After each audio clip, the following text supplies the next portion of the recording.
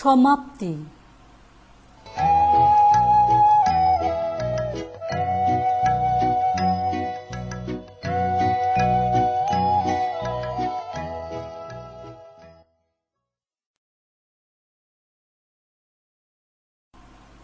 প্রথম পরিচ্ছেদ। অপূর্ব কৃষ্ণ বিএ পাশ করিয়া কলিকাতা হইতে দেশে ফিরিয়া আসিতেছেন। নদীটি ক্ষুদ্র, বর্ষা অন্তে প্রায় শুকাইয়া যায়। এখন শ্রাবণের শেষে জলে ভরিয়া উঠিয়া একেবারে গ্রামের বেড়া ও বাঁশঝাড়ের তলদেশ চুম্বন করিয়া চলিয়াছে। বহুদিন ঘন বর্ষার পরে আজ মেঘমুক্ত আকাশে রৌদ্র দেখা দিয়াছে।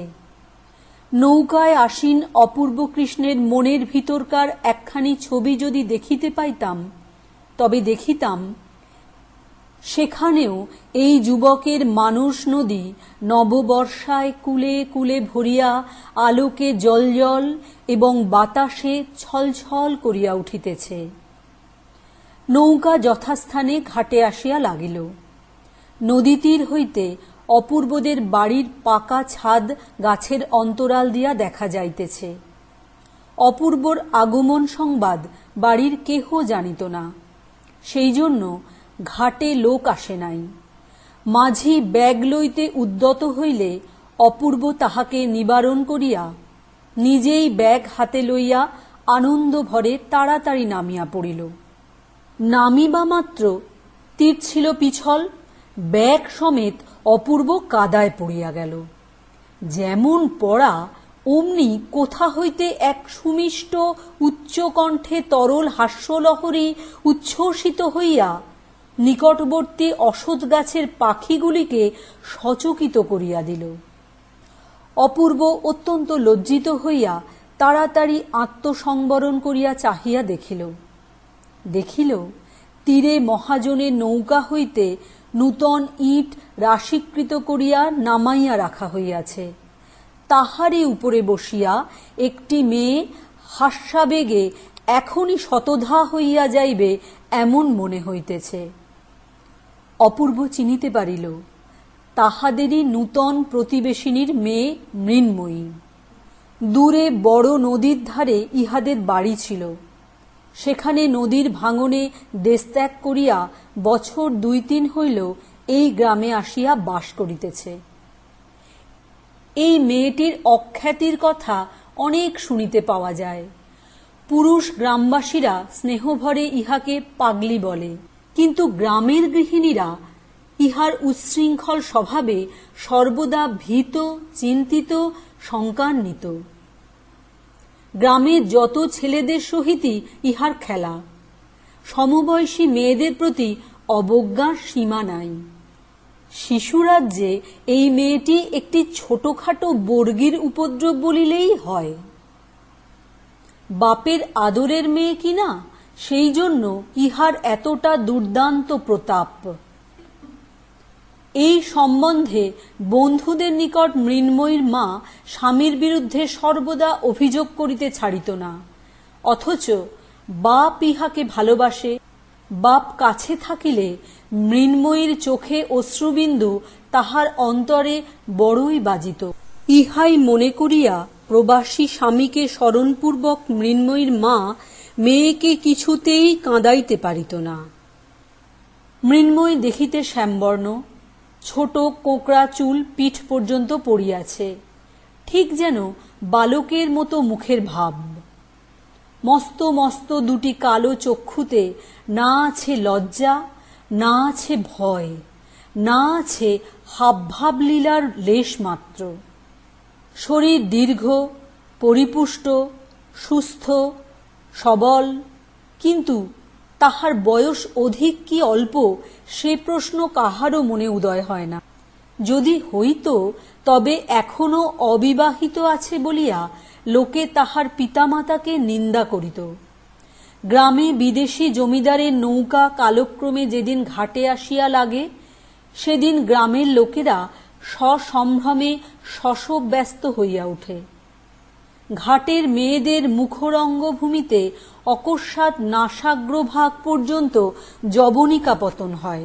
কিন্তু মৃন্ময়ী কোথা হইতে একটা উলঙ্গ শিশুকে কোলে লইয়া কোঁকড়া চুলগুলি পিঠে দোলাইয়া ছুটিয়া ঘাটে আসিয়া উপস্থিত। যে দেশে ব্যাধ নাই, বিপদ নাই, সেই দেশের হরিণ শিশুর মতো নির্ভীক কৌতূহলে দাঁড়াইয়া চাহিয়া চাহিয়া দেখিতে থাকে। অবশেষে আপন দলের বালক সঙ্গীদের নিকট ফিরিয়া গিয়া এই নবাগত প্রাণীর আচার ব্যবহার সম্বন্ধে বিস্তর বাহুল্য বর্ণনা করে। আমাদের অপূর্ব ইতিপূর্বে ছুটি উপলক্ষে বাড়ি আসিয়া এই বন্ধনহীন বালিকাটিকে 2-4বার দেখিয়াছে এবং অবকাশের সময়, এমনকি অনবকাশের সময়ও ইহার সম্বন্ধে চিন্তা করিয়াছে। পৃথিবীতে অনেক মুখ চোখে পড়ে, কিন্তু এক একটি মুখ বলা কহা নাই একেবারে মনের মধ্যে গিয়া উত্তীর্ণ হয়। সে কেবল সৌন্দর্যের জন্য নহে, আর একটা কি গুণ আছে, সে গুণটি বোধ করি স্বচ্ছতা। অধিকাংশ মুখের মধ্যেই মনুষ্য প্রকৃতিটি আপনাকে পরিস্ফুটরূপে প্রকাশ করিতে পারে না। যে মুখে সেই অন্তর্গুহাবাসী রহস্যময় লোকটি অবাধে বাহির হইয়া দেখা দেয়, সে মুখ সহস্রের মধ্যে চোখে পড়ে এবং এক পলকে মনে মুদ্রিত হইয়া যায়। এই বালিকার মুখে চোখে একটি দুরন্ত অবাধ্য নারী প্রকৃতি উন্মুক্ত বেগবান অরণ্য মৃগের মতো সর্বদা দেখা দেয়, খেলা করে। সেই জন্য এই জীবনচঞ্চল মুখখানি একবার দেখিলে আর সহজে ভোলা যায় না। পাঠকদিগকে বলা বাহুল্য, মৃন্ময়ীর কৌতুক হাস্যধ্বনি যতই সুমিষ্ট হোক, দুর্ভাগা অপূর্বর পক্ষে কিঞ্চিত ক্লেশদায়ক হইয়াছিল। সে তাড়াতাড়ি মাঝির হাতে ব্যাগ সমর্পণ করিয়া রক্তিম মুখে দ্রুত বেগে গৃহ অভিমুখে চলিতে লাগিল। আয়োজনটি অতি সুন্দর হইয়াছিল। নদীর তীর, গাছের ছায়া, পাখির গান, প্রভাতের রৌদ্র, 20 বৎসর বয়স। অবশ্য ইটের স্তূপটা তেমন উল্লেখযোগ্য নহে, কিন্তু যে ব্যক্তি তাহার উপর বসিয়াছিল সে এই শুষ্ক কঠিন আসনের প্রতিও একটি মনোরম শ্রী বিস্তার করিয়াছিল। হায়, এমন দৃশ্যের মধ্যে প্রথম পদক্ষেপ মাত্রেই যে সমস্ত কবিত্ব প্রহসনে পরিণত হয়, ইহা অপেক্ষা অদৃষ্টের নিষ্ঠুরতা আর কি হইতে পারে।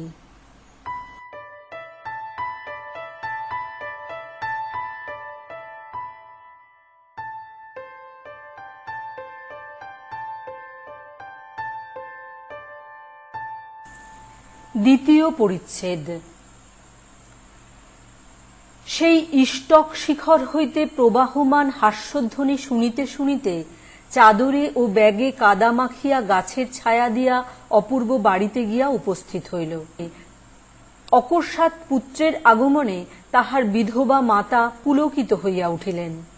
তৎক্ষণাৎ ক্ষীর, দধি, রুই মাছের সন্ধানে দূরে নিকটে লোক দৌড়িল এবং পাড়া প্রতিবেশীর মধ্যেও একটা আন্দোলন উপস্থিত হইল। আহারান্তে মা অপূর্বর বিবাহের প্রস্তাব উত্থাপন করিলেন। অপূর্ব সেজন্য প্রস্তুত হইয়াছিল, কারণ প্রস্তাব অনেক পূর্বেই ছিল, কিন্তু পুত্র নব্যতন্ত্রের নূতন ধুয়া ধরিয়া জেদ করিয়া বসিয়াছিল যে বিয়ে পাশ না করিয়া বিবাহ করিব না। এতকাল জননী সেই জন্য অপেক্ষা করিয়াছিলেন। অতএব এখন আর কোনো ওজর করা মিথ্যা। অপূর্ব কহিল, আগে পাত্রী দেখা হোক, তাহার পর স্থির হইবে। মা কহিলেন, পাত্রী দেখা হইয়াছে, সেজন্য তোকে ভাবিতে হইবে না। অপূর্ব ওই ভাবনাটা নিজে ভাবিতে প্রস্তুত হইল এবং কহিল, মেয়ে না দেখিয়া বিবাহ করিতে পারিব না। মা ভাবিলেন, এমন সৃষ্টি ছাড়া কথাও কখনো শোনা যায় নাই, কিন্তু সম্মত হইলেন। সে রাত্রে অপূর্ব প্রদীপ নিবাইয়া বিছানায় শয়ন করিলে পর বর্ষা নিশীথের সমস্ত শব্দ এবং সমস্ত নিস্তব্ধতার পরপ্রান্ত হইতে বিজন বিনিদ্র শয্যায় একটি উচ্ছ্বসিত উচ্চ মধুর কণ্ঠের হাস্যধ্বনি তাহার কানে আসিয়া ক্রমাগত বাজিতে লাগিল। মন নিজেকে কেবলই এই বলিয়া পীড়া দিতে লাগিল যে সকালবেলাকার সেই পদস্খলনটা যেন কোনো একটা উপায়ে সংশোধন করিয়া লওয়া উচিত। বালিকা জানিল না যে আমি অপূর্ব কৃষ্ণ অনেক বিদ্যা উপার্জন করিয়াছি, কলিকাতায় বহুকাল যাপন করিয়া আসিয়াছি, দৈবাৎ পিছলে পা দিয়া কাদায় পড়িয়া গেলেও আমি উপহাস্য উপেক্ষণীয় একজন যেসে গ্রাম্য যুবক নহে। পরদিন অপূর্ব কোণে দেখিতে যাইবে, অধিক দূরে নহে, পাড়াতেই তাহাদের বাড়ি। একটু বিশেষ যত্নপূর্বক সাজ করিল, ধুতি ও চাদর ছাড়িয়া সিল্কের চাপকান জোব্বা, মাথায় একটা গোলাকার পাগড়ি এবং বার্নিশ করা একজোড়া জুতা পায়ে দিয়া সিল্কের ছাতা হস্তে প্রাতঃকালে বাহির হইল। সম্ভাবিত শ্বশুর বাড়িতে পদার্পণ করিবা মাত্র মহা সমারোহ সমাদরের ঘটা পড়িয়া গেল। অবশেষে যথাকালে কম্পিত হৃদয়ে মেয়েটিকে ঝাড়িয়া মুছিয়া রং করিয়া খোঁপায় রাংতা জড়াইয়া একখানি পাতলা রঙিন কাপড়ে মুড়িয়া বরের সম্মুখে আনিয়া উপস্থিত করা হইল। সে এক কোণে নীরবে মাথা প্রায় হাঁটুর কাছে ঠেকাইয়া বসিয়া রহিল এবং এক প্রৌঢ়া দাসী তাহাকে সাহস দিবার জন্য পশ্চাতে উপস্থিত রহিল। কনের এক বালক ভাই তাহাদের পরিবারের মধ্যে এই এক নূতন অনধিকার প্রবেশোদ্যত লোকটির পাগড়ি, ঘড়ির চেন এবং নবোদ্গত শ্বশ্রু এক মনে নিরীক্ষণ করিতে লাগিল। অপূর্ব কিয়ৎকাল গোঁফে তা দিয়া অবশেষে গম্ভীরভাবে জিজ্ঞাসা করিল, তুমি কি পড়ো? বসন ভূষণাচ্ছন্ন লজ্জাস্তূপের নিকট হইতে তাহার কোনো উত্তর পাওয়া গেল না। দুই তিনবার প্রশ্ন এবং প্রৌঢ়া দাসীর নিকট হইতে পৃষ্ঠদেশে বিস্তর উৎসাহজনক করতাড়নের পর বালিকা মৃদুস্বরে এক নিঃশ্বাসে অত্যন্ত দ্রুত বলিয়া গেল, চারুপাঠ দ্বিতীয় ভাগ, ব্যাকরণ সার প্রথম ভাগ, ভূগোল বিবরণ, পাটিগণিত, ভারতবর্ষের ইতিহাস। এমন সময় বহির্দেশে একটা অশান্ত গতির ধূপধাপ শব্দ শোনা গেল এবং মুহূর্তের মধ্যে দৌড়িয়া হাঁপাইয়া পিঠের চুল দোলাইয়া মৃন্ময়ী ঘরে আসিয়া প্রবেশ করিল। অপূর্ব কৃষ্ণের প্রতি দৃকপাত না করিয়া একেবারে কনের ভাই রাখালের হাত ধরিয়া টানাটানি আরম্ভ করিয়া দিল। রাখাল তখন আপন পর্যবেক্ষণ শক্তির চর্চায় একান্ত মনে নিযুক্ত ছিল। সে কিছুতেই উঠিতে চাহিল না। দাসীটি তাহার সংযত কণ্ঠস্বরের মৃদুতা রক্ষার প্রতি দৃষ্টি রাখিয়া যথাসাধ্য তীব্রভাবে মৃন্ময়ীকে ভর্ৎসনা করিতে লাগিল। অপূর্ব কৃষ্ণ আপনার সমস্ত গাম্ভীর্য এবং গৌরব একত্র করিয়া পাগড়ি পরা মস্তকে অভ্রভেদী হইয়া বসিয়া রহিল এবং পেটের কাছে ঘড়ির চেন নাড়িতে লাগিল। অবশেষে সঙ্গীটিকে কিছুতেই বিচলিত করিতে না পারিয়া তাহার পিঠে একটা সশব্দ চপেটাঘাত করিয়া চট করিয়া কোণের মাথার ঘোমটা টানিয়া খুলিয়া দিয়া ঝড়ের মতো মৃন্ময়ী ঘর হইতে বাহির হইয়া গেল। দাসীটি গুমরিয়া গর্জন করিতে লাগিল এবং ভগ্নীর অকস্মাৎ অবগুণ্ঠন মোচনে রাখাল খিলখিল শব্দে হাসিতে আরম্ভ করিল। নিজের পৃষ্ঠের প্রবল চপেটাঘাতটি সে অন্যায় প্রাপ্য মনে করিল না, কারণ এরূপ দেনা পাওনা তাহাদের মধ্যে সর্বদাই চলিতেছে। এমনকি পূর্বে মৃন্ময়ী চুল কাঁধ ছাড়াইয়া পিঠের মাঝামাঝি আসিয়া পড়িত। রাখালি একদিন হঠাৎ পশ্চাৎ হইতে আসিয়া তাহা ঝুঁটির মধ্যে কাঁচি চালাইয়া দেয়। মৃন্ময়ী তখন অত্যন্ত রাগ করিয়া তাহার হাত হইতে কাঁচিটি কাড়িয়া লইয়া নিজের অবশিষ্ট পশ্চাতের চুল ক্যাঁচ ক্যাঁচ শব্দে নির্দয়ভাবে কাটিয়া ফেলিল। তাহার কোঁকড়া চুলের স্তবকগুলি শাখাচ্যুত কালো আঙুরের স্তূপের মতো গুচ্ছ গুচ্ছ মাটিতে পড়িয়া গেল। উভয়ের মধ্যে এরূপ শাসন প্রণালী প্রচলিত ছিল। অতঃপর এই নীরব পরীক্ষা সভা আর অধিকক্ষণ স্থায়ী হইল না। পিণ্ডাকার কন্যাটি কোনো মতে পুনশ্চ দীর্ঘাকার হইয়া দাসী সহকারে অন্তঃপুরে চলিয়া গেল। অপূর্ব পরম গম্ভীরভাবে বিরল গুম্ফরেখায় তা দিতে দিতে উঠিয়া ঘরের বাহিরে যাইতে উদ্যত হইল। দ্বারের নিকটে গিয়া দেখে বার্নিশ করা নূতন জুতা জোড়াটি যেখানে ছিল সেখানে নাই, এবং কোথায় আছে তাহাও বহু চেষ্টায় অবধারণ করা গেল না। বাড়ির লোক সকলেই বিষম বিব্রত হইয়া উঠিল এবং অপরাধীর উদ্দেশ্যে গালি ও ভর্ৎসনা অজস্র বর্ষিত হইতে লাগিল।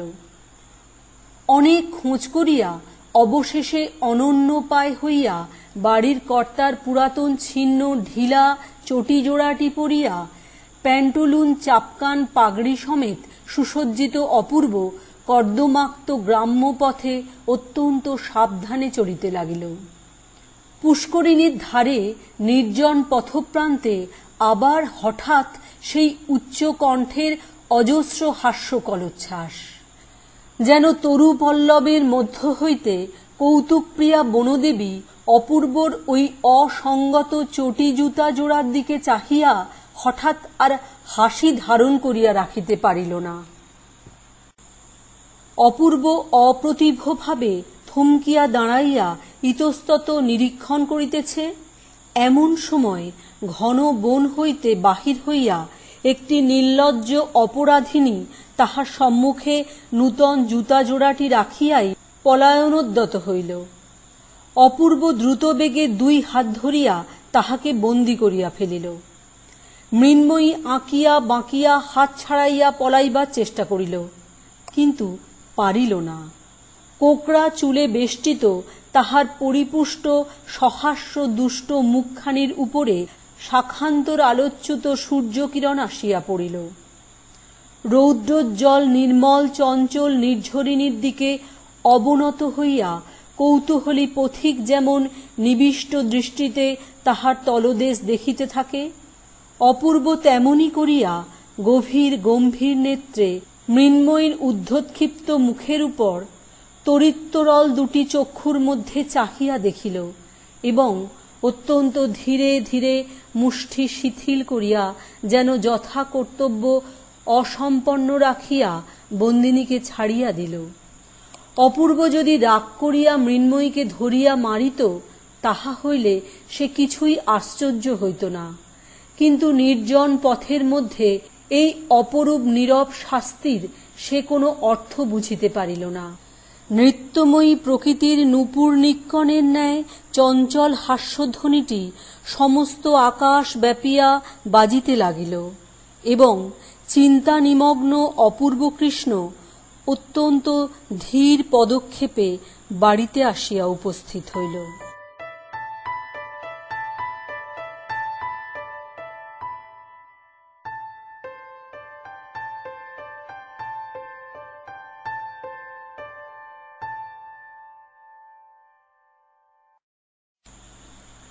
তৃতীয় পরিচ্ছেদ। অপূর্ব সমস্ত দিন নানা ছুতা করিয়া অন্তঃপুরে মার সহিত সাক্ষাৎ করিতে গেল না। বাহিরে নিমন্ত্রণ ছিল, খাইয়া আসিল।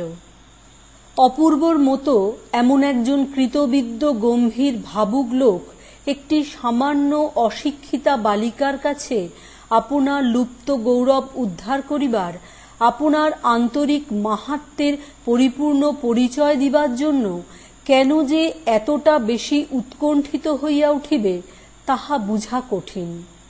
একটি পাড়াগাঁয়ের চঞ্চল মেয়ে তাহাকে সামান্য লোক মনে করিলই বা, সে যদি মুহূর্তকালের জন্য তাহাকে হাস্যাস্পদ করিয়া তারপর তাহার অস্তিত্ব বিস্মৃত হইয়া রাখাল নামক একটি নির্বোধ নিরক্ষর বালকের সহিত খেলা করিবার জন্য ব্যগ্রতা প্রকাশ করে, তাহাতেই বা তাহার ক্ষতি কি?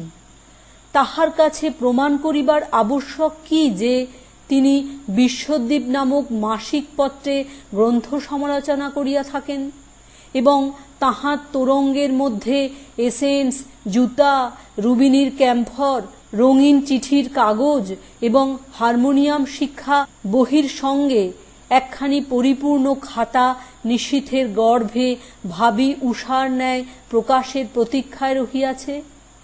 কিন্তু মনকে বুঝানো কঠিন এবং এই পল্লীবাসিনী চঞ্চলা মেয়েটির কাছে শ্রীযুক্ত অপূর্ব কৃষ্ণ রায় বিয়ে কিছুতেই পরাভব স্বীকার করিতে প্রস্তুত নহে। সন্ধ্যার সময়ে অন্তঃপুরে প্রবেশ করিলে মা তাহাকে জিজ্ঞাসা করিলেন, কেমন রে অপু, মেয়ে কেমন দেখলি? পছন্দ হয়তো? অপূর্ব কিঞ্চিত অপ্রতিভভাবে কহিল, মেয়ে দেখেছি মা, ওর মধ্যে একটিকে আমার পছন্দ হয়েছে। মা আশ্চর্য হইয়া কহিলেন, তুই আবার কটি মেয়ে দেখলি?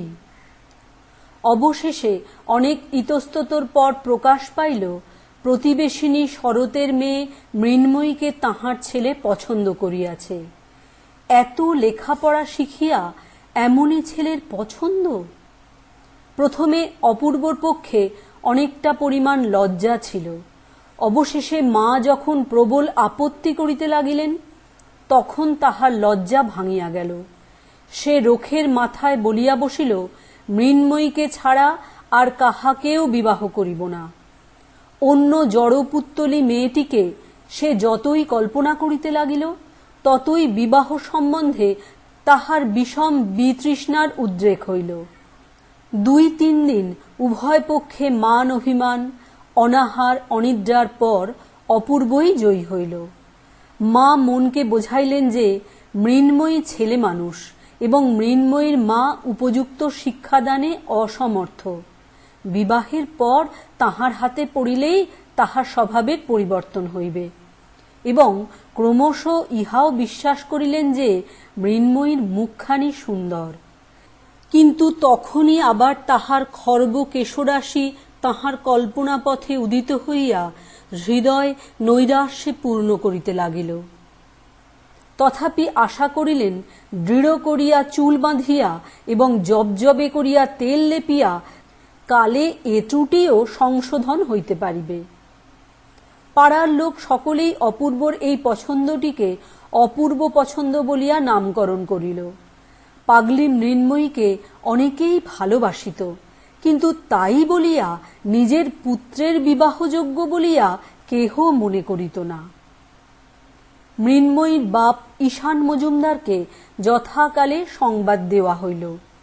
সে কোনো একটি স্টিমার কোম্পানির কেরানি রূপে দূরে নদী তীরবর্তী একটি ক্ষুদ্র স্টেশনে একটি ছোট টিনের ছাদ বিশিষ্ট কুটিরে মাল ওঠানো নামানো এবং টিকিট বিক্রয় কার্যে নিযুক্ত ছিল। তাহার মৃন্ময়ীর বিবাহ প্রস্তাবে 2 চক্ষু বহিয়া জল পড়িতে লাগিল।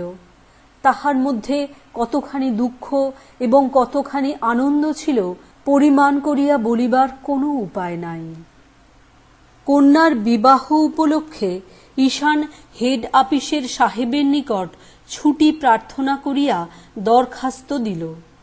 সাহেব উপলক্ষটা নিতান্তই তুচ্ছ জ্ঞান করিয়া ছুটি না মঞ্জুর করিয়া দিলেন। তখন পূজার সময় 1 সপ্তাহ ছুটি পাইবার সম্ভাবনা জানাইয়া সে পর্যন্ত বিবাহ স্থগিত রাখিবার জন্য দেশে চিঠি লিখিয়া দিল। কিন্তু অপূর্বর মা কহিল, এই মাসে দিন ভালো আছে, আর বিলম্ব করিতে পারিব না। উভয়তই প্রার্থনা অগ্রাহ্য হইলে পর ব্যথিত হৃদয়ে ঈশান আর কোনো আপত্তি না করিয়া পূর্বমতো মাল ওজন এবং টিকিট বিক্রয় করিতে লাগিল। অতঃপর মৃন্ময়ীর মা এবং পল্লীর যত বর্ষীয়সীগণ সকলে মিলিয়া ভাবী কর্তব্য সম্বন্ধে মৃন্ময়ীকে অহর্নিশি উপদেশ দিতে লাগিল। ক্রিয়াশক্তি, দ্রুত গমন, উচ্চ হাস্য, বালকদিকের সহিত আলাপ এবং ক্ষুধা অনুসারে ভোজন সম্বন্ধে সকলেই নিষেধ পরামর্শ দিয়া বিবাহটাকে বিভীষিকারূপে প্রতিপন্ন করিতে সম্পূর্ণ কৃতকার্য হইল। উৎকণ্ঠিত শঙ্কিত হৃদয়ে মৃন্ময়ী মনে করিল তাহার যাবজ্জীবন কারাদণ্ড এবং তদবসানে ফাঁসির হুকুম হইয়াছে। সে দুষ্ট পণি ঘোড়ার মতো ঘাড় বাঁকাইয়া পিছু হটিয়া বলিয়া বসিল, আমি বিবাহ করিব না।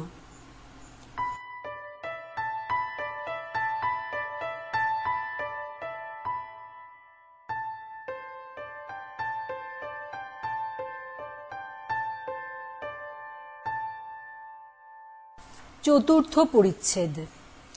কিন্তু তথাপি বিবাহ করিতে হইল। তারপরে শিক্ষা আরম্ভ হইল। এক রাত্রির মধ্যে মৃন্ময়ীর সমস্ত পৃথিবী অপূর্বর মার অন্তঃপুরে আসিয়া আবদ্ধ হইয়া গেল। শাশুড়ি সংশোধন কার্যে প্রবৃত্ত হইলেন। অত্যন্ত কঠিন মুখ করিয়া কহিলেন, দেখো বাছা, তুমি কিছু আর কচি খুকি নও। আমাদের ঘরে অমন বেহায়াপনা করিলে চলিবে না। শাশুড়ি যেভাবে বলিলেন মৃন্ময়ী সেভাবে কথাটা গ্রহণ করিল না। সে ভাবিল, এ ঘরে যদি না চলে তবে বুঝি অন্যত্র যাইতে হইবে। অপরাহ্নে তাহাকে আর দেখা গেল না। কোথায় গেল কোথায় গেল খোঁজ পড়িল। অবশেষে বিশ্বাসঘাতক রাখাল তাহাকে তাহার গোপন স্থান হইতে ধরাইয়া দিল। সে বটতলায় রাধাকান্ত ঠাকুরের পরিত্যক্ত ভাঙা রথের মধ্যে গিয়ে বসিয়াছিল। শাশুড়ি মা এবং পাড়ার সমস্ত হিতৈষীগণ মৃন্ময়ীকে যেরূপ লাঞ্ছনা করিল তাহা পাঠকগণ এবং পাঠিকাগণ সহজেই কল্পনা করিতে পারিবেন। রাত্রে ঘন মেঘ করিয়া ঝুপ ঝুপ শব্দে বৃষ্টি হইতে আরম্ভ হইল।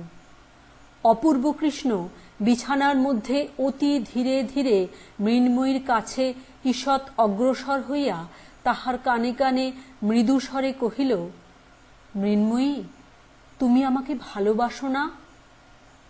মৃন্ময়ী সতেজে বলিয়া উঠিল, না, আমি তোমাকে কখনোই ভালোবাসব না। তাহার যত রাগ এবং যত শাস্তি বিধান সমস্তই পুঞ্জীভূত বজ্রের ন্যায় অপূর্বর মাথার উপর নিক্ষেপ করিল। অপূর্ব ক্ষুণ্ণ হইয়া কহিল, কেন, আমি তোমার কাছে কি দোষ করেছি? মৃন্ময়ী কহিল, তুমি আমাকে বিয়ে করলে কেন? এ অপরাধের সন্তোষজনক কৈফিয়ত দেওয়া কঠিন। কিন্তু অপূর্ব মনে মনে কহিল, যেমন করিয়া হোক এই দুর্বাধ্য মনটিকে বশ করিতে হইবে। পরদিন শাশুড়ি মৃন্ময়ীর বিদ্রোহী ভাবের সমস্ত লক্ষণ দেখিয়া তাহাকে ঘরে দরজা বন্ধ করিয়া রাখিয়া দিল। সে নূতন পিঞ্জরাবদ্ধ পাখির মতো প্রথম অনেকক্ষণ ঘরের মধ্যে ধরফর করিয়া বেড়াইতে লাগিল। অবশেষে কোথাও পালাইবার কোনো পথ না দেখিয়া নিষ্ফল ক্রোধে বিছানার চাদরখানা দাঁত দিয়া ছিঁড়িয়া কুটি কুটি করিয়া ফেলিল এবং মাটির উপর উপুড় হইয়া মনে মনে বাবাকে ডাকিতে ডাকিতে কাঁদিতে লাগিল। এমন সময় ধীরে ধীরে কে তাহার পাশে আসিয়া বসিল।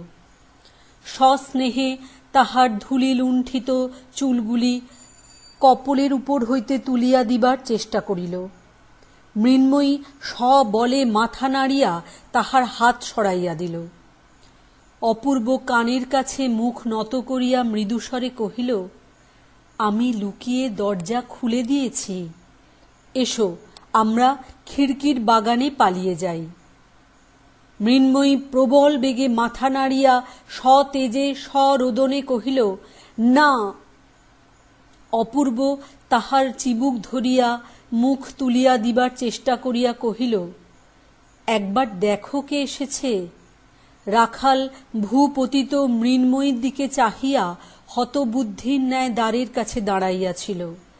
মৃন্ময়ী মুখ না তুলিয়া অপূর্বর হাত ঠেলিয়া দিল।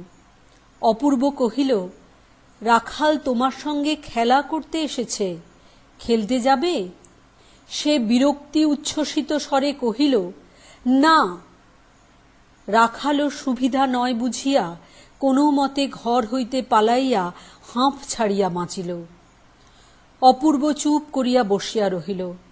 মৃন্ময়ী কাঁদিতে কাঁদিতে শ্রান্ত হইয়া ঘুমাইয়া পড়িল। তখন অপূর্ব পা টিপিয়া বাহির হইয়া দ্বারে শিকল দিয়া চলিয়া গেল। তাহার পরদিন মৃন্ময়ী বাপের কাছ হইতে এক পত্র পাইল। তিনি তাহার প্রাণপ্রতিমা মৃন্ময়ীর বিবাহের সময় উপস্থিত থাকিতে পারেন নাই বলিয়া বিলাপ করিয়া নবদম্পতিকে অন্তরের আশীর্বাদ পাঠাইয়াছেন। মৃন্ময়ী শাশুড়িকে গিয়া কহিল, আমি বাবার কাছে যাব। শাশুড়ি অকস্মাৎ এই অসম্ভব প্রার্থনায় তাহাকে ভর্ৎসনা করিয়া উঠিলেন। কোথায় ওর বাপ থাকে তার ঠিকানা নেই, বলে বাবার কাছে যাব, অনাসৃষ্টি আবদার। সে উত্তর না করিয়া চলিয়া গেল। আপনার ঘরে গিয়া দ্বার রুদ্ধ করিয়া নিতান্ত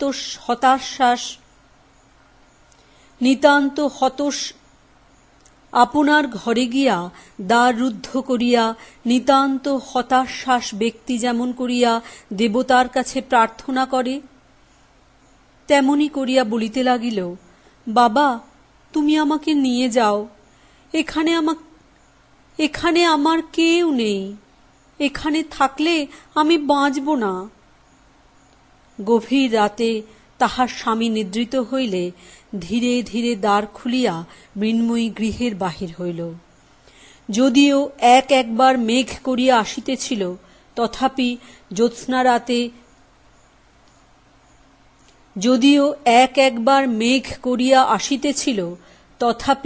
জ্যোৎস্নারাত্রে পথ দেখিবার মতো আলোক যথেষ্ট ছিল।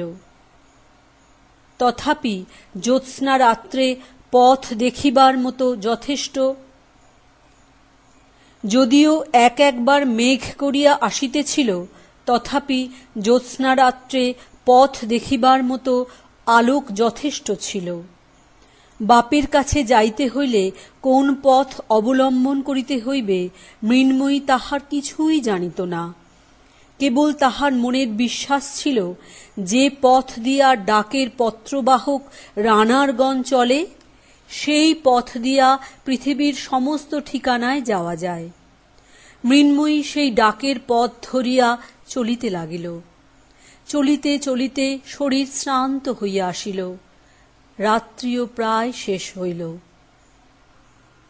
বনের মধ্যে যখন উসখুস করিয়া অনিশ্চিত সুরে দুটো একটা পাখি ডাকিবার উপক্রম করিতেছে, অথচ নিঃসংশয়ে সময় নির্ণয় করিতে না পারিয়া ইতস্তত করিতেছে, তখন মৃন্ময়ী পথের শেষে নদীর ধারে একটা বৃহৎ বাজারের মতো স্থানে আসিয়া উপস্থিত হইল। অতঃপর কোন দিকে যাইতে হইবে ভাবিতেছে, এমন সময় পরিচিত ঝমঝম শব্দ শুনিতে পাইল। চিঠির থলে কাঁধে করিয়া ঊর্ধ্বশ্বাসে ডাকে রানার আসিয়া উপস্থিত হইল। মৃন্ময়ী তাড়াতাড়ি তাহার কাছে গিয়া কাতর শ্রান্ত স্বরে কহিল, কুশীগঞ্জে আমি বাবার কাছে যাব, আমাকে তুমি সঙ্গে নিয়ে চলো না। সে কহিল, কুশীগঞ্জ কোথায় আমি জানি নে। এই বলিয়া ঘাটে বাঁধা ডাক নৌকার মাঝিকে জাগাইয়া দিয়া নৌকা ছাড়িয়া দিল। তাহার দয়া করিবার বা প্রশ্ন করিবার সময় নাই। দেখিতে দেখিতে হাট এবং বাজার সজাগ হইয়া উঠিল। মৃন্ময়ী ঘাটে নামিয়া একজন মাঝিকে ডাকিয়া কহিল, মাঝি, আমাকে কুশীগঞ্জে নিয়ে যাবে?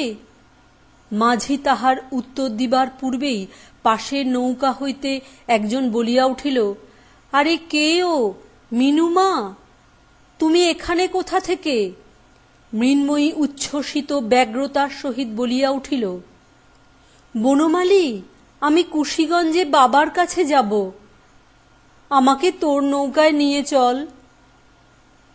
বনমালী তাহাদের গ্রামের মাঝি। সে এই উচ্ছৃঙ্খল প্রকৃতি বালিকাটিকে বিলক্ষণ চিনিত। সে কহিল, বাবার কাছে যাবে? সে তো বেশ কথা, চলো আমি তোমাকে নিয়ে যাচ্ছি। মৃন্ময়ী নৌকায় উঠিল। মাঝি নৌকা ছাড়িয়া দিল। মেঘ করিয়া মুষলধারে বৃষ্টি আরম্ভ হইল। ভাদ্র মাসের পূর্ণ নদী ফুলিয়া ফুলিয়া নৌকা দোলাইতে লাগিল। মৃন্ময়ীর সমস্ত শরীর নিদ্রায় আচ্ছন্ন হইয়া আসিল। অঞ্চল পাতিয়া সে নৌকার মধ্যে শয়ন করিল এবং এই দুরন্ত বালিকা নদী দোলায় প্রকৃতির স্নেহপালিত শান্ত শিশুটির মতো অকাতরে ঘুমাইতে লাগিল। জাগিয়া উঠিয়া দেখিল সে তাহার শ্বশুর বাড়িতে খাটে শুইয়া আছে। তাহাকে জাগ্রত দেখিয়া ঝি বকিতে আরম্ভ করিল। ঝির কণ্ঠস্বরে শাশুড়ি আসিয়া অত্যন্ত কঠিন কঠিন করিয়া বলিতে লাগিলেন। মৃন্ময়ী বিস্ফারিত নেত্রে নীরবে তাহার মুখের দিকে চাহিয়া রহিল। অবশেষে তিনি যখন তাহার বাপের শিক্ষাদোষের উপর কটাক্ষ করিয়া বলিলেন, তখন মৃন্ময়ী দ্রুত পদে পাশের ঘরে প্রবেশ করিয়া ভিতর হইতে শিকল বন্ধ করিয়া দিল। অপূর্ব লজ্জার মাথা খাইয়া মাকে আসিয়া বলিল, মা, বউকে 2-1 দিনের জন্যে একবার বাপের বাড়ি পাঠিয়ে দিতে দোষ কি? মা অপূর্বকে ন ভূত ন ভবিষ্যতি ভর্ৎসনা করিতে লাগিলেন এবং দেশে এত মেয়ে থাকিতে বাছিয়া বাছিয়া এই অস্থিদাহকারী দস্যু মেয়েকে ঘরে আনার জন্য তাহাকে যথেষ্ট গঞ্জনা করিলেন।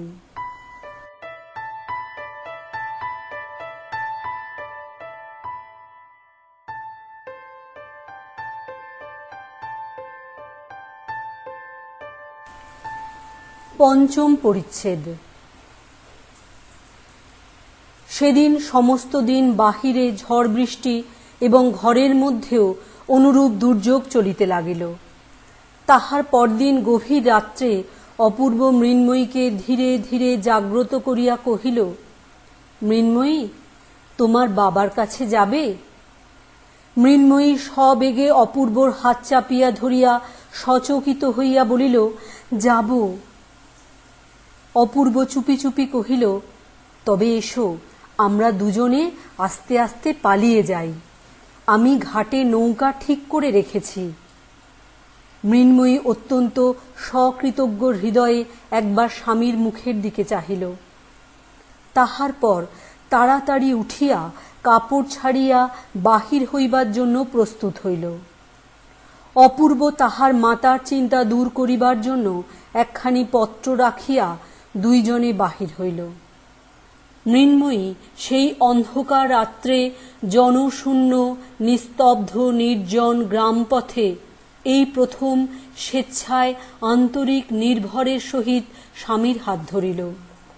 তাহার হৃদয়ের আনন্দ উদ্বেগ সেই সুকোমল স্পর্শযোগে তাহার স্বামীর শিরার মধ্যে সঞ্চারিত হইতে লাগিল। নৌকা সেই রাত্রেই ছাড়িয়া দিল। অশান্ত হর্ষোচ্ছ্বাস সত্ত্বেও অনতি বিলম্বে মৃন্ময়ী ঘুমাইয়া পড়িল। পরদিন কি মুক্তি, কি আনন্দ!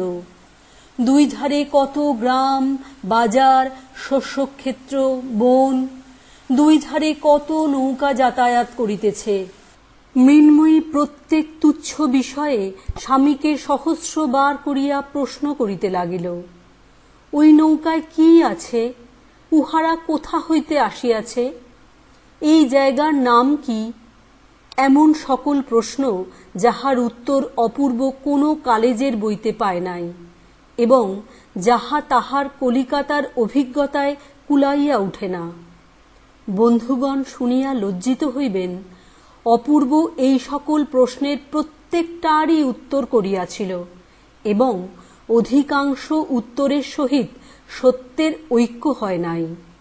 যথা, সে তিলের নৌকাকে তিসির নৌকা, পাঁচবেড়েকে রায়নগর এবং মুন্সেফের আদালতকে জমিদারি কাছারি বলিতে কিছু মাত্র কুণ্ঠিত বোধ করে নাই এবং এই সমস্ত ভ্রান্ত উত্তরে বিশ্বস্ত হৃদয় প্রশ্নকারিণীর সন্তোষের তিলমাত্র ব্যাঘাত জন্মায় নাই। পরদিন সন্ধ্যাবেলায় নৌকা কুশিগঞ্জে গিয়া পৌঁছিল।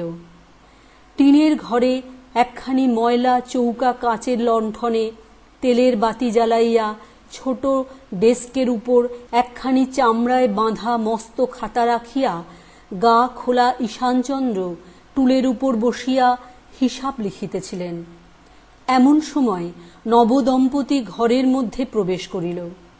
মৃন্ময়ী ডাকিল, বাবা। সে ঘরে এমন কণ্ঠধ্বনি এমন করিয়া কখনো ধ্বনিত হয় নাই। ঈশানের চোখ দিয়া দর দর করিয়া অশ্রু পড়িতে লাগিল। সে কি বলিবে কি করিবে কিছুই ভাবিয়া পাইল না। তাহার মেয়ে এবং জামাই যেন সাম্রাজ্যের যুবরাজ এবং যুবরাজ মহিষী। এই সমস্ত পাটের বস্তার মধ্যে তাহাদের উপযুক্ত সিংহাসন কেমন করিয়া নির্মিত হইতে পারে, ইহাই যেন তাহার দিশাহারা বুদ্ধি ঠিক করিয়া উঠিতে পারিল না। তাহার পর আহারের ব্যাপার, সেও এক চিন্তা। দরিদ্র কেরানি নিজ হস্তে ডাল ভাতে ভাত পাক করিয়া খায়। আজ এই এমন আনন্দের দিনে সে কি করিবে, কি খাওয়াইবে? মৃন্ময়ী কহিল, বাবা, আজ আমরা সকলে মিলিয়া রাঁধিব। অপূর্ব এই প্রস্তাবে সাতিশয় উৎসাহ প্রকাশ করিল। ঘরের মধ্যে স্থানাভাব, লোকাভাব, অন্নাভাব, কিন্তু ক্ষুদ্র ছিদ্র হইতে ফোয়ারা যেমন চতুর্গুণ বেগে উত্থিত হয়, তেমনি দারিদ্র্যের সংকীর্ণ মুখ হইতে আনন্দ পরিপূর্ণ ধারায় উচ্ছ্বসিত হইতে লাগিল। এমনি করিয়া 3 দিন কাটিল। 2 বেলা নিয়মিত স্টিমার আসিয়া লাগে। কত লোক, কত কোলাহল। সন্ধ্যাবেলায় নদী তীর একেবারে নির্জন হইয়া যায়। তখন কি অবাধ স্বাধীনতা! এবং 3 জনে মিলিয়া নানা প্রকারে জোগাড় করিয়া, ভুল করিয়া, এক করিতে আর এক করিয়া তুলিয়া রাঁধা বাড়া। তাহার পরে মৃন্ময়ীর বলয় ঝঙ্কৃত স্নেহ হস্তের পরিবেশনে শ্বশুর জামাতার একত্রে আহার এবং গৃহিণীপনার সহস্র ত্রুটি প্রদর্শনপূর্বক মৃন্ময়ীকে পরিহাস ও তাহা লইয়া বালিকার আনন্দ কলহ এবং মৌখিক অভিমান। অবশেষে অপূর্ব জানাইল, আর অধিক দিন থাকা উচিত হয় না। মৃন্ময়ী করুণ স্বরে আরও কিছুদিন সময় প্রার্থনা করিল। ঈশান কহিল, কাজ নাই। বিদায়ের দিন কন্যাকে বুকে কাছে টানিয়া তাহার মাথায় হাত রাখিয়া অশ্রু গদগদ কণ্ঠে ঈশান কহিল, মা, তুমি শ্বশুরঘর উজ্জ্বল করিয়া লক্ষ্মী হইয়া থাকিও। কেহ যেন আমার মিনুর কোনো দোষ না ধরিতে পারে। মৃন্ময়ী কাঁদিতে কাঁদিতে স্বামীর সহিত বিদায় হইল এবং ঈশান সেই দ্বিগুণ নিরানন্দ সংকীর্ণ ঘরের মধ্যে ফিরিয়া গিয়া দিনের পর দিন, মাসের পর মাস নিয়মিত মাল ওজন করিতে লাগিল।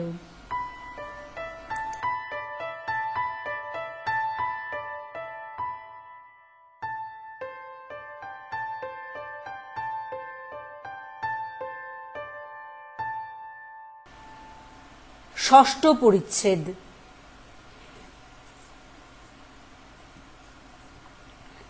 এই অপরাধী যুগল গৃহে ফিরিয়া আসিলে মা অত্যন্ত গম্ভীরভাবে রহিলেন। কোনো কথাই কহিলেন না। কাহারও ব্যবহারের প্রতি এমন কোনো দোষারোপ করিলেন না যাহা সে খালন করিতে চেষ্টা করিতে পারে। এই নীরব অভিযোগ, নিস্তব্ধ অভিমান লৌহ ভারের মতো সমস্ত ঘরকন্যার উপর অটলভাবে চাপিয়া রহিল। অবশেষে অসহ্য হইয়া উঠিলে অপূর্ব আসিয়া কহিল, মা, কলেজ খুলেছে, এখন আমাকে আইন পড়তে যেতে হবে। মা উদাসীনভাবে কহিলেন, বউয়ের কি করবে? অপূর্ব কহিল, বউ এখানেই থাক। মা কহিলেন, না বাপু, কাজ নাই, তুমি তাকে তোমার সঙ্গে নিয়ে যাও। সচরাচর মা অপূর্বকে তুই সম্ভাষণ করিয়া থাকেন। অপূর্ব অভিমান ক্ষুণ্ণ স্বরে কহিল, আচ্ছা। কলিকাতা যাইবার আয়োজন পড়িয়া গেল। যাইবার আগে রাত্রে অপূর্ব বিছানায় আসিয়া দেখিল মৃন্ময়ী কাঁদিতেছে। হঠাৎ তাহার মনে আঘাত লাগিল। বিষণ্ণ কণ্ঠে কহিল, মৃন্ময়ী, আমার সঙ্গে কলকাতায় যেতে তোমার ইচ্ছে করছে না? মৃন্ময়ী কহিল, না। অপূর্ব জিজ্ঞাসা করিল, তুমি আমাকে ভালোবাসো না? এ প্রশ্নের কোনো উত্তর পাইল না। অনেক সময় এই প্রশ্নটির উত্তর অতিশয় সহজ, কিন্তু আবার এক এক সময় ইহার মধ্যে মনস্তত্ত্ব ঘটিত এত জটিলতার সংস্রব থাকে যে বালিকার নিকট হইতে তাহার উত্তর প্রত্যাশা করা যায় না। অপূর্ব প্রশ্ন করিল, রাখালকে ছেড়ে যেতে তোমার মন কেমন করছে? মৃন্ময়ী অনায়াসে উত্তর করিল, হ্যাঁ। বালক রাখালের প্রতি এই বিয়ে পরীক্ষোত্তীর্ণ কৃতবিদ্য যুবকের সূচির মতো অতি সূক্ষ্ম অথচ অতি সুতীক্ষ্ণ ঈর্ষার উদয় হইল। কহিল, আমি অনেক কাল আর বাড়ি আসতে পাব না। এই সংবাদ সম্বন্ধে মৃন্ময়ীর কোনো বক্তব্য ছিল না। বোধ হয় 2 বৎসর কিংবা তারও বেশি হতে পারে। মৃন্ময়ী আদেশ করিল, তুমি ফিরে আসবার সময় রাখালের জন্যে একটা 3 মুখ রজাসে ছুরি কিনে নিয়ে এসো। অপূর্ব শয়ান অবস্থা হইতে ঈষৎ উত্থিত হইয়া কহিল, তুমি তাহলে এইখানেই থাকবে? মৃন্ময়ী কহিল, হ্যাঁ, আমি মায়ের কাছে গিয়ে থাকব। অপূর্ব নিঃশ্বাস ফেলিয়া কহিল, আচ্ছা, তাই থেকো। যতদিন না তুমি আমাকে আসবার জন্যে চিঠি লিখবে, আমি আসব না। খুব খুশি হলে? মৃন্ময়ী এ প্রশ্নের উত্তর দেওয়া বাহুল্য বোধ করিয়া ঘুমাইতে লাগিল, কিন্তু অপূর্বর ঘুম হইল না। বালিশ উঁচু করিয়া ঠেসান দিয়া বসিয়া রহিল। অনেক রাত্রে হঠাৎ চাঁদ উঠিয়া চাঁদের আলো বিছানার উপর আসিয়া পড়িল। অপূর্ব সেই আলোকে মৃন্ময়ীর দিকে চাহিয়া দেখিল। চাহিয়া চাহিয়া মনে হইল যেন রাজকন্যাকে কে রূপার কাঠি ছোঁয়াইয়া অচেতন করিয়া রাখিয়া গিয়াছে। একবার কেবল সোনার কাঠি পাইলেই এই নিদ্রিত আত্মাটিকে জাগাইয়া তুলিয়া মালাবদল করিয়া লওয়া যায়। রূপার কাঠি হাস্য, আর সোনার কাঠি অশ্রুজল। ভোরের বেলায় অপূর্ব মৃন্ময়ীকে জাগাইয়া দিল। কহিল, মৃন্ময়ী, আমার যাইবার সময় হইয়াছে, চলো, তোমাকে তোমার মার বাড়ি রাখিয়া আসি। মৃন্ময়ী শয্যা ত্যাগ করিয়া উঠিয়া দাঁড়াইলে অপূর্ব তাহার 2 হাত ধরিয়া কহিল, এখন আমার একটি প্রার্থনা আছে। আমি অনেক সময় তোমার অনেক সাহায্য করিয়াছি, আজ যাইবার সময় তাহার একটি পুরস্কার দিবে? মৃন্ময়ী বিস্মিত হইয়া কহিল, কি? অপূর্ব কহিল, তুমি ইচ্ছা করিয়া ভালোবাসিয়া আমাকে একটি চুম্বন দাও। অপূর্বর এই অদ্ভুত প্রার্থনা এবং গম্ভীর মুখভাব দেখিয়া মৃন্ময়ী হাসিয়া উঠিল। হাস্য সংবরণ করিয়া মুখ বাড়াইয়া চুম্বন করিতে উদ্যত হইল। কাছাকাছি গিয়া আর পারিল না, খিলখিল করিয়া হাসিয়া উঠিল। এমন 2 বার চেষ্টা করিয়া অবশেষে নিরস্ত হইয়া মুখে কাপড় দিয়া হাসিতে লাগিল। শাসনোচ্ছলে অপূর্ব তাহার কর্ণমূল ধরিয়া নাড়িয়া দিল। অপূর্বর বড় কঠিনপণ। দস্যু বৃত্তি করিয়া কাড়িয়া লুটিয়া লওয়া সে আত্মাবমাননা মনে করে। সে দেবতার ন্যায় সগৌরবে থাকিয়া স্বেচ্ছান্বিত উপহার চায়, নিজের হাতে কিছুই তুলিয়া লইবে না। মৃন্ময়ী আর হাসিল না, তাহাকে প্রত্যুষের আলোকে নির্জন পথ দিয়া তাহার মার বাড়ি রাখিয়া অপূর্ব গৃহে আসিয়া মাতাকে কহিল, ভাবিয়া দেখিলাম বউকে আমার সঙ্গে কলিকাতায় লইয়া গেলে আমার পড়াশুনার ব্যাঘাত হইবে। সেখানে উহারও কেহ সঙ্গিনী নাই। তুমি তো তাহাকে এ বাড়িতে রাখিতে চাও না, আমি তাই তাহার মার বাড়িতেই রাখিয়া আসিলাম। সুগভীর অভিমানের মধ্যে মাতা পুত্রের বিচ্ছেদ হইল।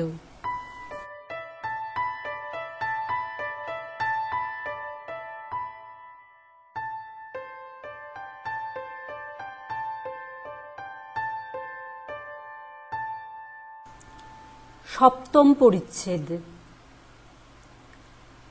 মার বাড়িতে আসিয়া মৃন্ময়ী দেখিল কিছুতেই আর মন লাগিতেছে না। সে বাড়ির আগাগোড়া যেন বদল হইয়া গেছে। সময় আর কাটে না। কি করিবে, কোথায় যাইবে, কাহার সহিত দেখা করিবে ভাবিয়া পাইল না। মৃন্ময়ীর হঠাৎ মনে হইল যেন সমস্ত গৃহে এবং সমস্ত গ্রামে কেহ লোক নাই, যেন মধ্যাহ্নে সূর্যগ্রহণ হইল। কিছুতেই বুঝিতে পারিল না আজ কলিকাতায় চলিয়া যাইবার জন্য এত প্রাণপণ ইচ্ছা করিতেছে, কাল রাত্রে এই ইচ্ছা কোথায় ছিল? কাল সে জানিত না যে জীবনের যে অংশ পরিহার করিয়া যাইবার জন্য এত মন কেমন করিতেছিল, তৎপূর্বেই তাহার সম্পূর্ণ স্বাদ পরিবর্তন হইয়া গিয়াছে। গাছের পক্ক পত্রের ন্যায় আজ সেই বৃন্তচ্যুত অতীত জীবনটাকে ইচ্ছাপূর্বক অনায়াসে দূরে ছুঁড়িয়া ফেলিল। গল্পে শোনা যায় নিপুণ অস্ত্রকার এমন সূক্ষ্ম তরবারি নির্মাণ করিতে পারে যে তদ্বারা মানুষকে দ্বিখণ্ড করিলেও সে জানিতে পারে না। অবশেষে নাড়া দিলে সেই দুখণ্ড ভিন্ন হইয়া যায়। বিধাতার তরবারি সেইরূপ সূক্ষ্ম। কখন তিনি মৃন্ময়ীর বাল্য ও যৌবনের মাঝখানে আঘাত করিয়াছিলেন সে জানিতে পারে নাই। আজ কেমন করিয়া নাড়া পাইয়া বাল্য অংশ যৌবন হইতে বিচ্যুত হইয়া পড়িল এবং মৃন্ময়ী বিস্মিত হইয়া ব্যথিত হইয়া চাহিয়া রহিল।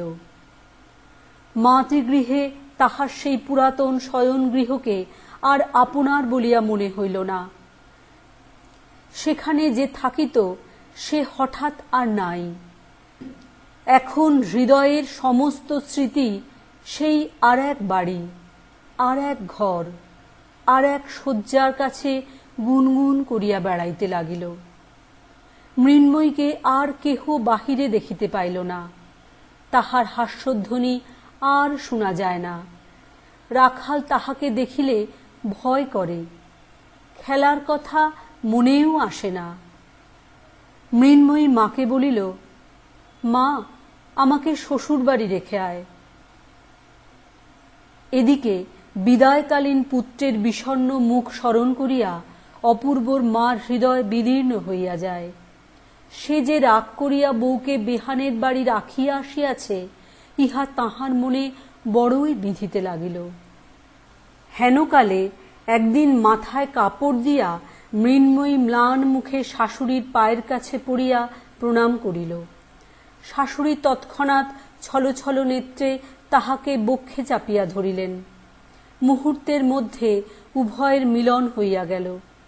শাশুড়ি বধূর মুখের দিকে চাহিয়া আশ্চর্য হইয়া গেলেন। সে মৃন্ময়ী আর নাই।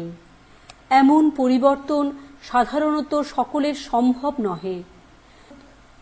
বৃহৎ পরিবর্তনের জন্য বৃহৎ বলের আবশ্যক।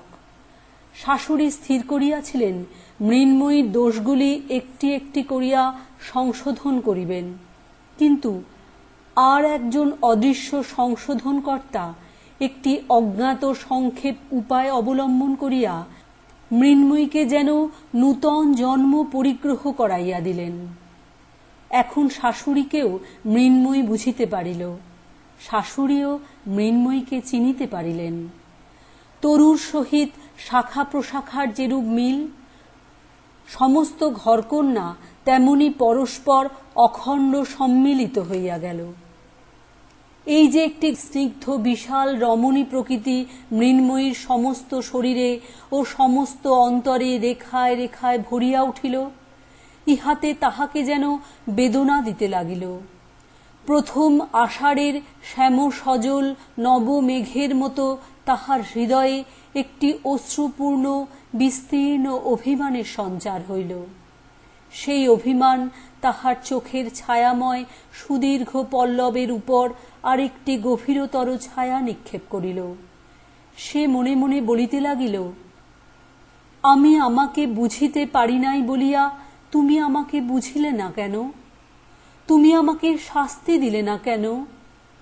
তোমার ইচ্ছানুসারে আমাকে চালনা করাইলে না কেন?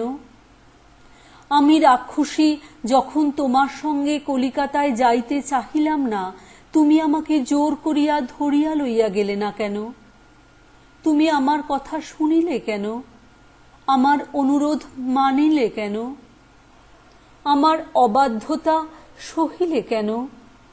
তাহার পর অপূর্ব যেদিন প্রভাতে পুষ্করিণী তীরের নির্জন পথে তাহাকে বন্দী করিয়া কিছু না বলিয়া একবার কেবল তাহার মুখের দিকে চাহিয়াছিল, সেই পুষ্করিণী, সেই পথ, সেই তরুতল, সেই প্রভাতের রৌদ্র এবং সেই হৃদয় ভারাবনত গভীর দৃষ্টি তাহার মনে পড়িল এবং হঠাৎ সে তাহার সমস্ত অর্থ বুঝিতে পারিল। তাহার পর সেই বিদায়ের দিনের যে চুম্বন অপূর্বর মুখের দিকে অগ্রসর হইয়া ফিরিয়া আসিয়াছিল, সেই অসম্পূর্ণ চুম্বন এখন মরু মরীচিকাভিমুখী তৃষ্ণার্ত পাখির ন্যায় ক্রমাগত সেই অতীত অবসরের দিকে ধাবিত হইতে লাগিল। কিছুতেই তাহার আর পিপাসা মিটিল না। এখন থাকিয়া থাকিয়া মনে কেবল উদয় হয়, আহা, অমুক সময়টিতে যদি এমন করিতাম, অমুক প্রশ্নের যদি এই উত্তর দিতাম, তখন যদি এমন হইত। অপূর্বর মনে এই বলিয়া ক্ষোভ জন্মিয়াছিল যে মৃন্ময়ী আমার সম্পূর্ণ পরিচয় পায় নাই। মৃন্ময়ীও আজ বসিয়া বসিয়া ভাবে, তিনি আমাকে কি মনে করিলেন, কি বুঝিয়া গেলেন? অপূর্ব তাহাকে যে দুরন্ত চপল অবিবেচক নির্বোধ বালিকা বলিয়া জানিল, পরিপূর্ণ হৃদয়ামৃত ধারায় প্রেম পিপাসা মিটাইতে সক্ষম রমণী বলিয়া পরিচয় পাইল না, ইহাতেই সে পরিতাপে লজ্জায় ধিক্কারে পীড়িত হইতে লাগিল।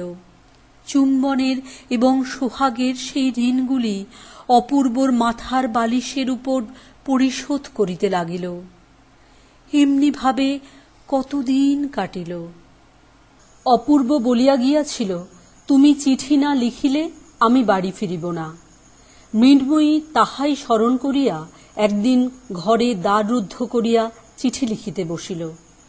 অপূর্ব তাহাকে যে সোনালি পাট দেওয়া রঙিন কাগজ দিয়াছিল, তাহাই বাহির করিয়া বসিয়া ভাবিতে লাগিল। খুব যত্ন করিয়া ধরিয়া লাইন বাঁকা করিয়া অঙ্গুলিতে কালি মাখিয়া অক্ষর ছোট বড় করিয়া উপরে কোনো সম্বোধন না করিয়া একেবারে লিখিল, তুমি আমাকে চিঠি লিখো না কেন? তুমি কেমন আছো? আর তুমি বাড়ি এসো। আর কি বলিবার আছে কিছুই ভাবিয়া পাইল না। আসল বক্তব্য কথা সবগুলি বলা হইয়া গেল বটে, কিন্তু মনুষ্য সমাজে মনের ভাব আরেকটু বাহুল্য করিয়া প্রকাশ করা আবশ্যক। মৃন্ময়ীও তাহাই বুঝিল। এই জন্য আরও অনেকক্ষণ ভাবিয়া ভাবিয়া আর কয়েকটি নূতন কথা যোগ করিয়া দিল। এইবার তুমি আমাকে চিঠি লিখো, আর কেমন আছো লিখো, আর বাড়ি এসো। মা ভালো আছেন, বিশু পুটি ভালো আছে, কাল আমাদের কালো গরুর বাছুর হয়েছে। এই বলিয়া চিঠি শেষ করিল। চিঠি লেফাফায় মুড়িয়া প্রত্যেক অক্ষরটির উপর একটি ফোঁটা করিয়া মনের ভালোবাসা দিয়া লিখিল, শ্রীযুক্ত বাবু অপূর্ব কৃষ্ণ রায়। ভালোবাসা যতই দিক, তবু লাইন সোজা অক্ষর সুছাঁদ এবং বানান শুদ্ধ হইল না। লেফাফায় নামটুকু ব্যতীত আরও যে কিছু লেখা আবশ্যক মৃন্ময়ীর তাহা জানা ছিল না। পাছে শাশুড়ি অথবা আর কাহারও দৃষ্টিপথে পড়ে, সেই লজ্জায় চিঠিখানি একটি বিশ্বস্ত দাসীর হাত দিয়া ডাকে পাঠাইয়া দিল। বলা বাহুল্য, এ পত্রের কোনো ফল হইল না। অপূর্ব বাড়ি আসিল না।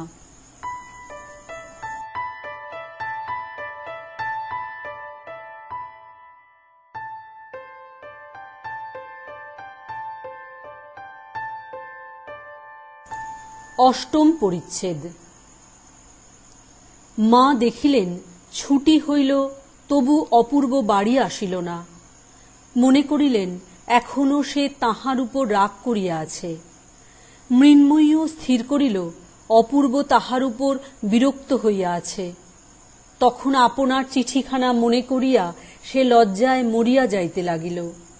সে চিঠিখানা যে কত তুচ্ছ, তাহাতে যে কোনো কথাই লেখা হয় নাই, তাহার মনের ভাব যে কিছুই প্রকাশ করা হয় নাই, সেটা পাঠ করিয়া অপূর্ব যে মৃন্ময়ীকে আরো ছেলে মানুষ মনে করিতেছে, মনে মনে আরো অবজ্ঞা করিতেছে, ইহা ভাবিয়া সে শরবিদ্ধের ন্যায় অন্তরে অন্তরে ছটফট করিতে লাগিল।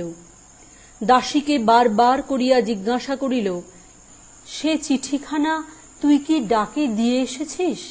দাসী তাহাকে সহস্রবার আশ্বাস দিয়া কহিল, হ্যাঁ গো, আমি নিজের হাতে বাক্সের মধ্যে ফেলে দিয়েছি। বাবু তা এতদিনে কোন কালে পেয়েছে? অবশেষে অপূর্বর মা একদিন মৃন্ময়ীকে ডাকিয়া কহিল, বৌমা, অপু অনেক দিন তো বাড়ি এলো না, তাই মনে করছি কলকাতায় গিয়ে তাকে দেখে আসিগে। তুমি সঙ্গে যাবে? মৃন্ময়ী সম্মতিসূচক ঘাড় নাড়িল এবং ঘরের মধ্যে আসিয়া দ্বার রুদ্ধ করিয়া বিছানার উপর পড়িয়া বালিশখানা বুকের উপর চাপিয়া ধরিয়া হাসিয়া নড়িয়া চড়িয়া মনের আবেগ উন্মুক্ত করিয়া দিল। তাহার পর ক্রমে গম্ভীর হইয়া, বিষণ্ণ হইয়া, আশঙ্কায় পরিপূর্ণ হইয়া বসিয়া কাঁদিতে লাগিল।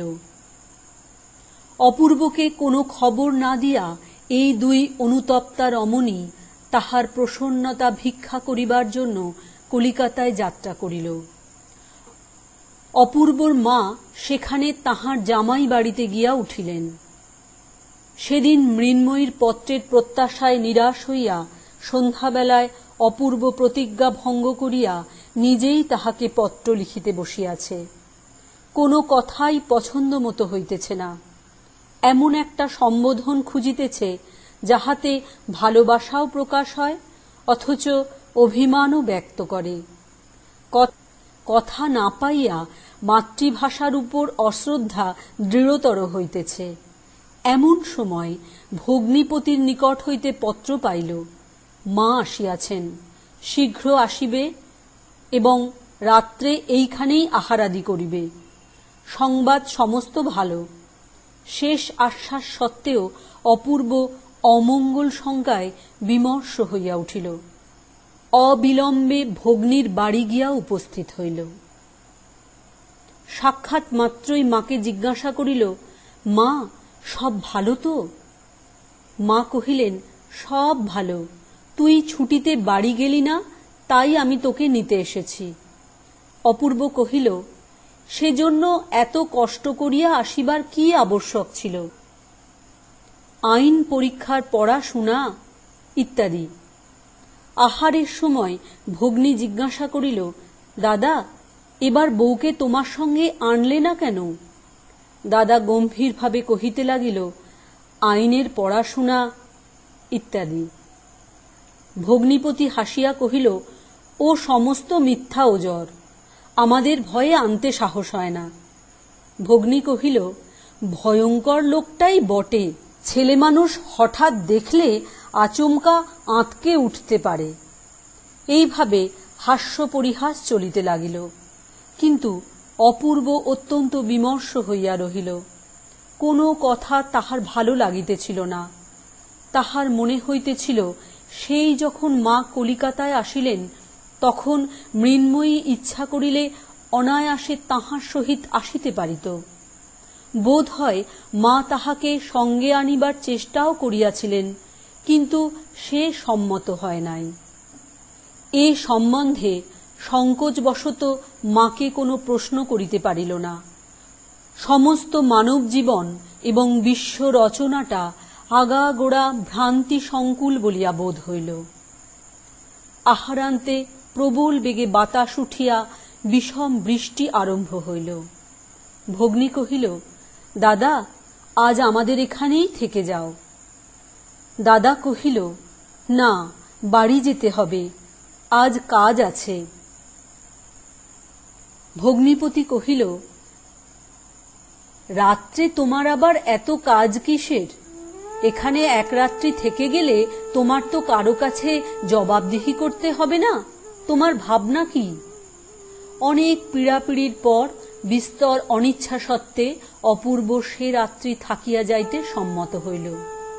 ভগ্নী কহিল, দাদা, তোমাকে শ্রান্ত দেখাচ্ছে, তুমি আর দেরি করো না, চলো, শুতে চলো। অপূর্বরও সেই ইচ্ছা। শয্যাতলে অন্ধকারের মধ্যে একলা হইতে পারিলে বাঁচে। কথার উত্তর প্রত্যুত্তর করিতে ভালো লাগিতেছে না। শয়ন গৃহের দ্বারে আসিয়া দেখিল ঘর অন্ধকার। ভগ্নী কহিল, বাতাসে আলো নিবে গেছে দেখছি, তা আলো এনে দেব কি দাদা? অপূর্ব কহিল, না, দরকার নেই, আমি রাত্রে আলো রাখিনি। ভগ্নী চলিয়া গেলে অপূর্ব অন্ধকারে সাবধানে খাটের অভিমুখে গেল। খাটে প্রবেশ করিতে উদ্যত হইতেছে, এমন সময়ে হঠাৎ বলয় নিক্কণ শব্দে একটি সুকোমল বাহুপাশ তাহাকে সুকঠিন বন্ধনে বাঁধিয়া ফেলিল এবং একটি পুষ্পপুট তুল্য ওষ্ঠাধর দস্যুর মতো আসিয়া পড়িয়া অবিরল অশ্রু জলসিক্ত আবেগপূর্ণ চুম্বনে তাহাকে বিস্ময় প্রকাশের অবসর দিল না। অপূর্ব প্রথমে চমকিয়া উঠিল, তাহার পর বুঝিতে পারিল অনেক দিনের একটি হাস্যবাধায় অসম্পন্ন চেষ্টা আজ অশ্রু জলধারায় সমাপ্ত হইল। আশ্বিন 1300 সাল।